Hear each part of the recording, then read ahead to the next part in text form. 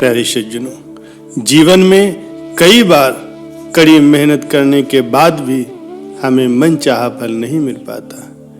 इसकी वजह से कई लोग अपने भाग्य को कोसने लग जाते हैं। तो कई लोगों को ऐसा लगता है कि दुर्भाग्य, गरीबी निरंतर ही उनका पीछा कर रही है। प्यारे सज्जनों, अगर आप भी ऐसे लोगों में शामिल हैं जिनको दुर्भाग्य, गरीबी से पाला पड़ा है, जो अपनी आर्थिक स्थिति को मजबूत करना चाहता है, दुर्भाग्य बदलना चाहते हैं, उनके लिए एक गुप्त और बहुत ही सरल विधि है जिसको करने से आपके जीवन में हमेशा हमेशा के लिए गरीबी और दुर्भाग्य से छुटकारा मिल जाएगा। प्यारे सज्जनों, ये एक ऐसी रहस्यमय विधि है जिसको कि लोग अक्सर नहीं जानते और जो जानते हैं वो कर नहीं पाते। किसी गांव में एक गरीब किसान था। घर में उसकी पत्नी और वो सिर्फ 2 ही लोग थे। उसके दिन गरीबी से गुजर रहे थे।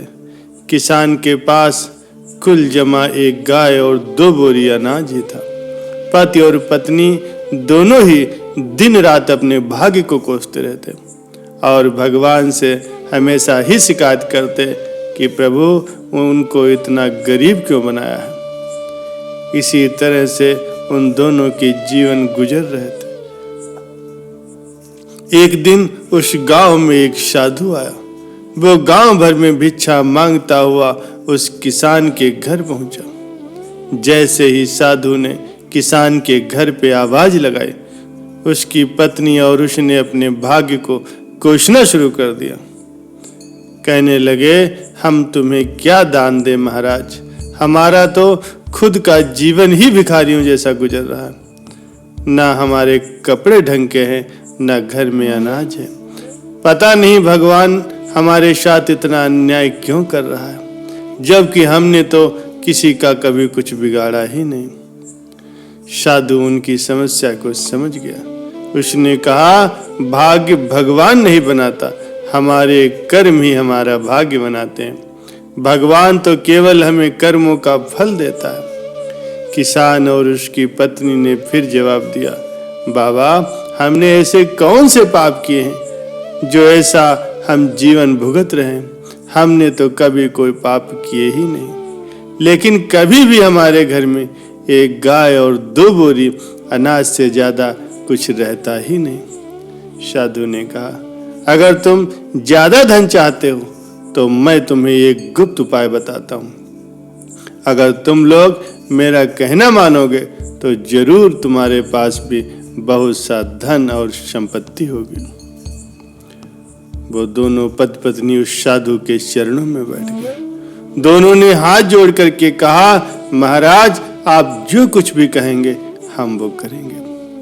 साधु ने कहा, मैं तुम्हें एक गुप्त उपाय बता रहा हूं। इसको आजमाने से तुम्हारी गरीबी हमेशा हमेशा के लिए दूर हो जाएगी। सबसे पहले तुम्हें अपनी वो गाय और 2 बोरी अनाज को बाजार में ले जा करके बेच देना है। ये सुन करके वो पति पत्नी दोनों सहम गए।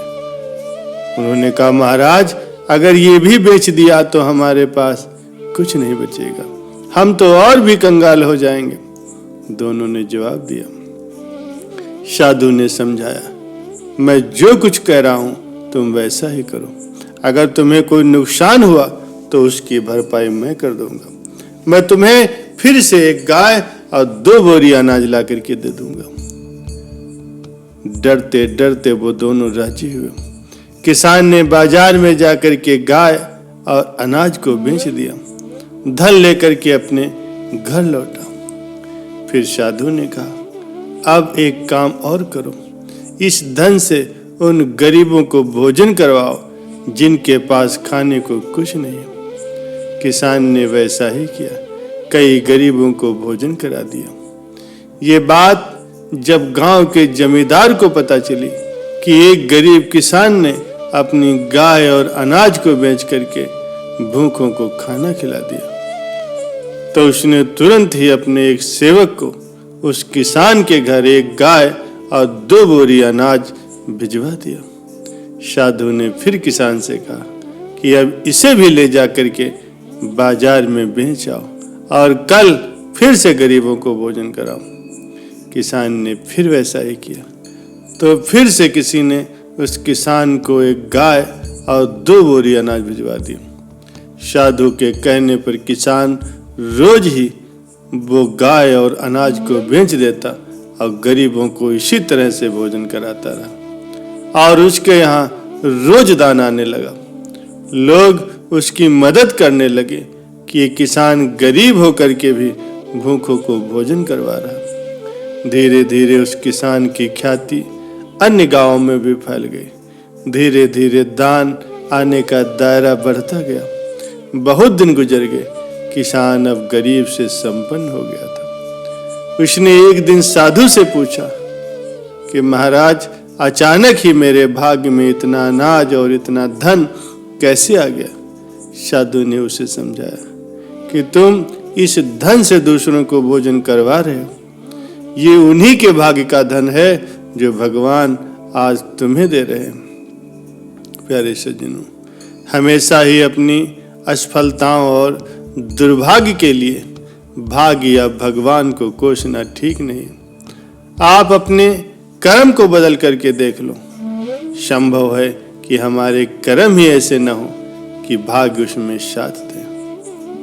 प्यारे सज्जनों, अगर हम किसी दूसरे की सहायता करते हैं तो प्रभु हमारी सहायता अवश्य करते हैं। इसलिए जब भी मौका मिले किसी की मदद करने को, किसी की सहायता करने की, तो आप अपनी सामर्थ्य के अनुसार उसकी सहायता अवश्य करें। चाहे धन से या मन से या बल से, जैसे भी उसकी सहायता हो, आप दिल खोल करके उसकी सहायता करें।